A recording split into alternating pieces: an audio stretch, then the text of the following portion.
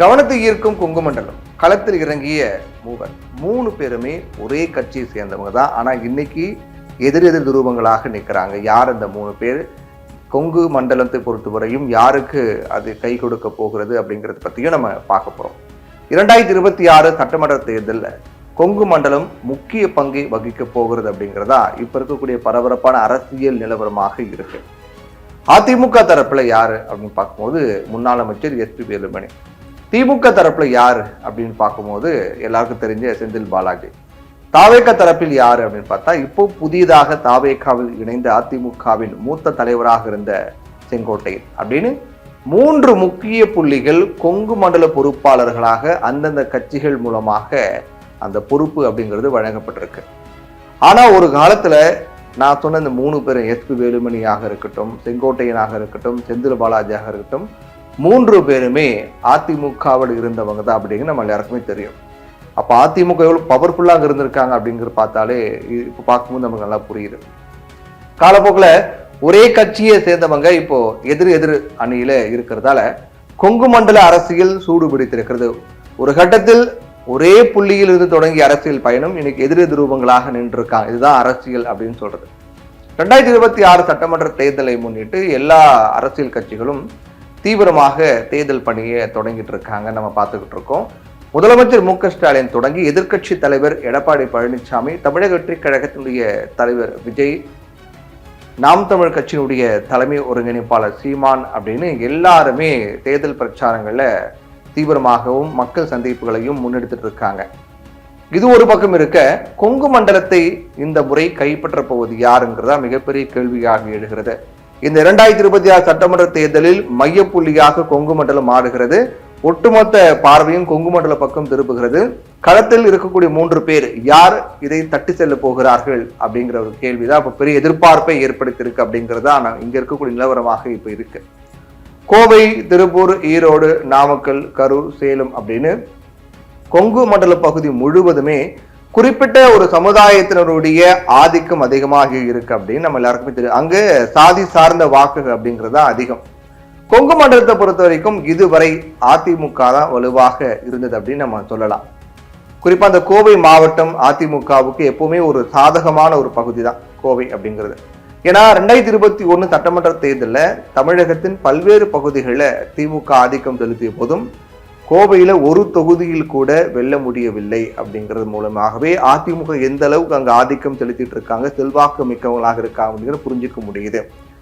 அது மட்டும் இல்லாம கொங்கு மண்டலம் பரவலாக அதிமுகவினுடைய கோட்டையாக தான் இருக்கு. ஆனா அது மாறினது எப்போன்னா 2024 நாடாளுமன்ற தேர்தலில் தான். நாடாளுமன்ற தேர்தல் அப்படி திமுக கோட்டையாக மாறுகிறது. இருந்தாலும் சட்டமன்ற தேர்தல் வரும்போது மீண்டும் அதிமுக கோட்டையாக போகுமா அப்படிங்கிற எதிர்பார்ப்பு அதிமுகவினருக்கு இருக்கின்றது. அந்த அடிப்படையில் தான் கொங்கு மண்டலம் அப்படின்னாலே சட்டமன்ற தேர்தல் கொங்கு மண்டலம் அப்படின்னா அது அதிமுக அப்படிங்கிற மாதிரி தான் அரசியல் நிலவரங்கள் கடந்த கால வரலாறு அப்படிங்கிறது இருக்கிறது. ஒட்டுமொத்தமாக 10 தொகுதிகளையும் அதிமுக கைப்பற்றியது. அப்போ கரூர்ல செந்தில் பாலாஜி, ஈரோட்ல செங்கோட்டையன், கோவையில எஸ்பி வேலுமணி, நாமக்கல்ல தங்கமணி அப்படின்னு பலரும் ஆதிக்கம் செலுத்தி வந்தாங்க. அன்னைக்கு ஏன் அதிமுகவில் செல்வாக்கோடு இருந்தாங்க அப்படின்னு பார்த்தா இப்ப ஆதிக்கம் செலுத்தக்கூடிய கொங்கு மண்டலத்திற்கு சேர்ந்த பிரதிநிதிகள், கட்சியினுடைய முக்கிய நபர்கள் எல்லாமே ஒரே கட்சியில அதிமுக இருந்தாங்க. ஆனா இன்னைக்கு அப்படி கிடையாது. இதில் செந்தில் பாலாஜி மட்டும்தான் திமுக தரப்புல இருந்தார். அப்போ 2021 அந்த தேர்தல் பொறுத்த வரைக்கும் பார்க்கும்போது. ஆனா அவர் அதிமுகவுல தான் இருந்தவர் அப்படிங்கிறது நம்ம எல்லாருக்குமே தெரியும். இந்த நிலையில தான் எடப்பாடி பழனிசாமியோட ஏற்பட்ட கருத்து வேறுபாடு காரணமாக அதிமுகவிலிருந்து வெளியேற்றப்பட்ட செங்கோட்டையனுடைய அடிப்படை உறுப்பினர் பதவியும் பறிக்கப்பட்டது. அப்புறம் பல்வேறு கட்ட ஆலோசனைகளுக்கு பிறகு அவர் விஜயின் தலைமையிலான தமிழக வெற்றிக் கழகத்துல தன்னை இணைத்துக் கொண்டார். அவருக்கு மிக முக்கியமான ஒரு பொறுப்பு அப்படிங்கிறது நிர்வாக குழு தலைமை ஒருங்கிணைப்பாளர் அப்படிங்கிற பொறுப்பும் கொங்கு மண்டல அமைப்பு செயலாளர் பதவியும் வழங்கப்பட்டிருக்கு.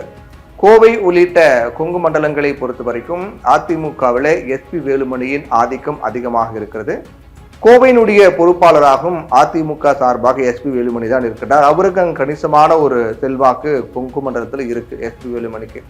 இந்த நிலையில இந்த முறை கொங்கு மண்டலத்தில் கோட்டை விட்டு விடக்கூடாது அப்படிங்கிறதுக்காக செந்தில் பாலாஜியை திமுக களம் இறக்கியிருக்காங்க. செந்தில் பாலாஜியை பொறுத்த வரைக்கும் அடிமட்ட வரைக்கும் இறங்கி அவர் வேலை பார்க்கக்கூடிய ஒரு நபர் அப்படிங்கிறதாலையும் கொங்கு மண்டலம் மிக முக்கியமான ஒரு மையப்புள்ளியாக பேச்சு பொருளாக இன்னைக்கு தமிழக அரசியல் களத்தில் மாறி இருக்கிறதால எப்படியாவது அதை திமுகவின் கோட்டையாக மாற்ற வேண்டும், ஒரு கௌரவ பிரச்சனையாக இன்னைக்கு ஒவ்வொரு கட்சியும் பார்க்க தொடங்கிட்டாங்க. கோவையினுடைய பொறுப்பு அமைச்சராகவும் செந்தில் பாலாஜி இருந்திருக்கார். இப்ப இருக்கக்கூடிய நிலையில பொறுப்பாளராக நியமிக்கப்பட்டிருக்கூடிய நிலையில கரூரை விட கோவையிலேயே கவனம் செலுத்தி வருகிறார் செந்தில் பாலாஜி அப்படிங்கிற திமுக தரப்பிலும் சொல்லக்கூடிய கருத்தாக இருக்கின்றது.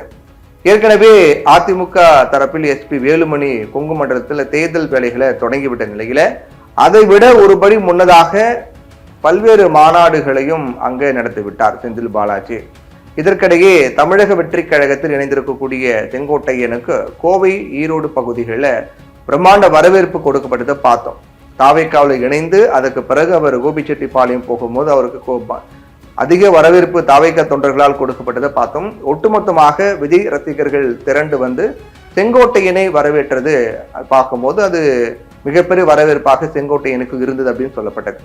இந்த நிலையில ஒரு மந்தையில் இருந்து பிரிந்த 3 ஆடுகள் அப்படிங்கிற மாதிரி ஒரு கட்சியிலிருந்து பிரிந்த 3 முக்கிய தலைவர்கள் அதிமுகல மிக பிரபலமாக இருந்த எஸ்பி வேலுமணி இப்ப இருக்க அதிமுக தான் இருக்காரு.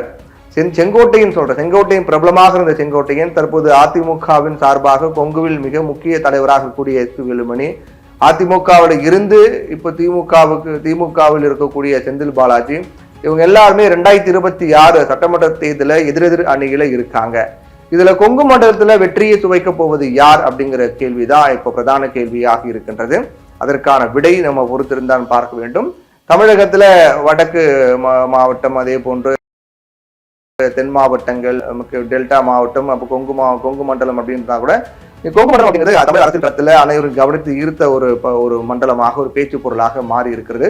ஒவ்வொரு கட்சிக்கும் ஏற்கனவே கூறிய மாதிரி கௌரவ பிரச்சனை தான். தாவேக்கார் பொறுத்திருக்கு செங்கோட்டையனுக்கு அந்த இடத்து பொறுப்பு கொடுத்துருக்காங்க. அப்போ எப்படியாவது நம்முடைய சீனியாரிட்டி பயன்படுத்தி நம்ம தாவேக்கால பவர்ஃபுல் அப்படிங்கிறது காட்டியும் தமிழக அரசில் நம்ம ஒரு மூத்த அரசியல்வாதி, நாம தாவேக்காவுக்கு போனது தாவேக்காவுக்கு பிளஸ், நம்மளால ஒரு பெரிய அவங்களுக்கு லாபம் கிடைக்கணும் அப்படிங்கிறதுக்காக செங்கோட்டையின் தரப்புலையும் தாவேக்காவுக்கு இது ஒரு கௌரவ பிரச்சனையாக பார்க்கப்படுது. செந்தில் பாலாஜி பொறுத்த வரைக்கும் நம்ம கிட்ட நம்பி பொறுப்பு ஒப்படைச்சிருக்காங்க, நமக்கு எதிர நிக்கிறவங்க யாருன்னா நம்ம கூட ஏற்கனவே இருந்தவங்க செங்கோட்டையனும், அப்ப நாம தான் தட்டி தூக்கணும் அப்படின்னு திமுக செந்தில் பாலாஜிக்கு இது ஒரு கௌரவ பிரச்சனையாகும். எஸ்பி வேலுமணி பொறுத்த வரைக்கும் கொங்கு அப்படின்னா நம்முடைய கோட்டை, அதிமுகவின் கோட்டையாக இருந்தது. நம்ம அதை விட்டுட்டோம் அப்படின்னா எடப்பாடி பழனிசாமி தலைமை மீது விமர்சனங்கள், கேள்விகள்லாம் வரும். நம்ம விடக்கூடாது. மிக முக்கியமானது வாழ்வாசாவா போராட்டம் தேர்தலில் இந்த முறை 2026 அப்படிங்கிறதால எஸ்பி வேலுமணி அதிமுகவுக்கு கௌரவ பிரச்சனையாகும். முடியும். இப்படி தாவேகா, திமுக, அதிமுக 3 கட்சிகளுக்கும் கௌரவ பிரச்சனையாக இன்னைக்கு கொங்கு மாறி இருக்கிறது. அதை யார் தட்டி பறிக்க போகிறார்கள் அப்படிங்கிறத பொறுத்திருந்தா பார்க்கணும்.